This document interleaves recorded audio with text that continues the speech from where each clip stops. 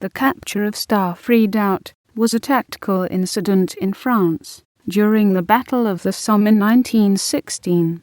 The redoubt had been built as part of the fortification of the Somme front by the German Second Army after the open warfare of 1914. On 1 July, the first day on the Somme, troops of the 36th Division occupied part of the redoubt before being forced to retreat by German counterattacks. British troops were not able to reach the redoubt again until the Battle of Thiepval Ridge, when parties of the 11th Division captured part of the redoubt.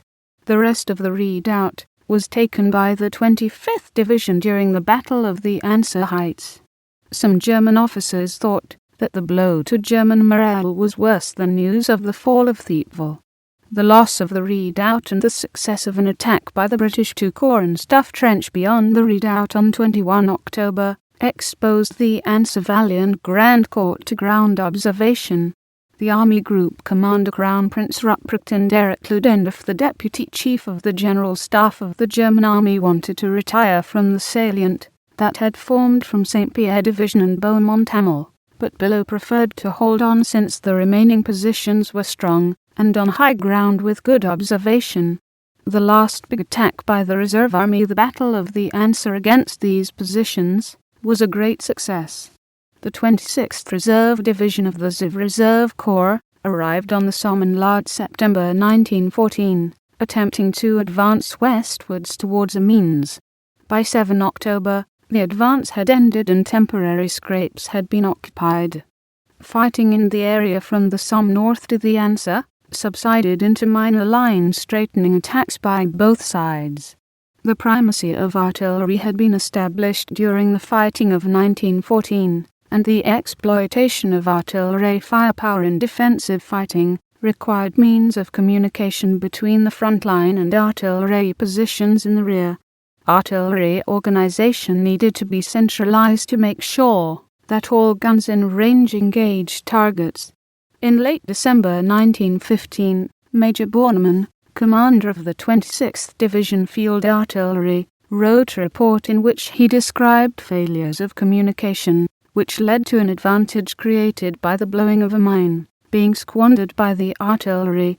Beaumont wrote that artillery battery observation posts had been left unmanned, on the assumption that they had been superseded by artillery liaison officers in the front line. Reporting had been inadequate due to complacency, and reports should have been circulated to all headquarters, rather than individual officers assuming that the information had been communicated. The artillery should avoid settling into routine firing, since prisoners had reported that its predictability made it easy to evade, and limiting firing to the area in front of batteries should cease, and oblique firing into adjacent sectors begin, to ensure that British artillery could not fire with impunity from the flanks.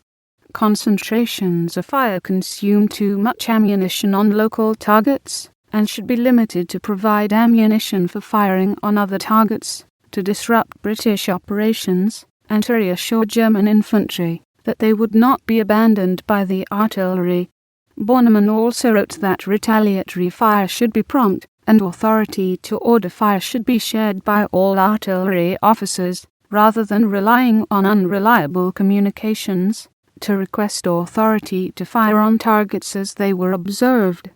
As an example, he recommended that, if a British artillery battery was detected, it should be engaged with 200 rounds immediately.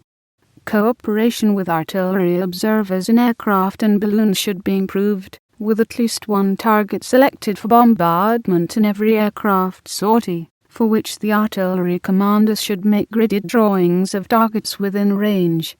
When British aircraft were overhead, battery positions should cease fire to remain hidden, and German aircraft units should be contacted to drive the British away. Beaumont suggested that artillery group commanders should have control of all artillery ammunition allotted to the group, and that artillery regimental headquarters should be responsible for replacing stocks and passing on demands for more ammunition to higher headquarters.